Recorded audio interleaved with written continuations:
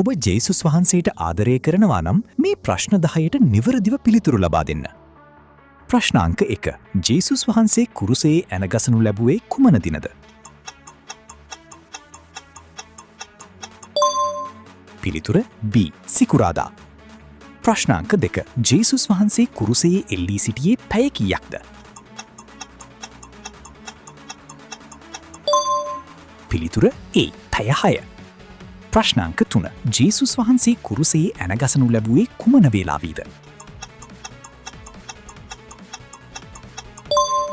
පිළිතුර C. පෙරවරු 9ට.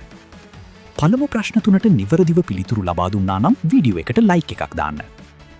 ප්‍රශ්නාංක 4. ජේසුස් වහන්සේ කුරුසයේ ඇනගසනු ලැබුවේ වේලාවේ සිදු වූයේ කුමක්ද? පිළිතුර A. අන්ධකාරය. ප්‍රශ්නාංක 5. ජේසුස් වහන්සේ වෙනුවට මුදාහරිනු ලැබුවයි කවුද? පිළිතුර C. බාරබාස්.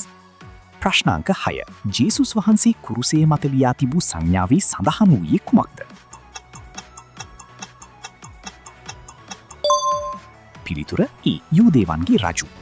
මේවැනි වීඩියෝ දිනපතා නරඹන්න channel එක subscribe කරන්න යන්න. ප්‍රශ්නාංක 7. ජේසුස් වහන්සේ සමග කුරුසයේ ඇනගසනු ලැබුවයි කී දෙනෙකුද?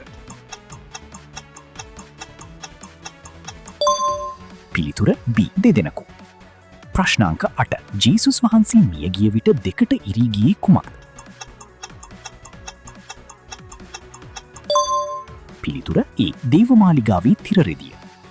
ප්‍රශ්නාංක 9. කුරුසිය මත යේසුස් වහන්සේගේ අවසාන වචන කුමක්ද? පිළිතුර C. එය සම්පූර්ණ විය. ප්‍රශ්නාංක 10. කුරුසිය ගෙන යාමට උදව් කළේ කවුද? පිළිතුර B. සීමොන්.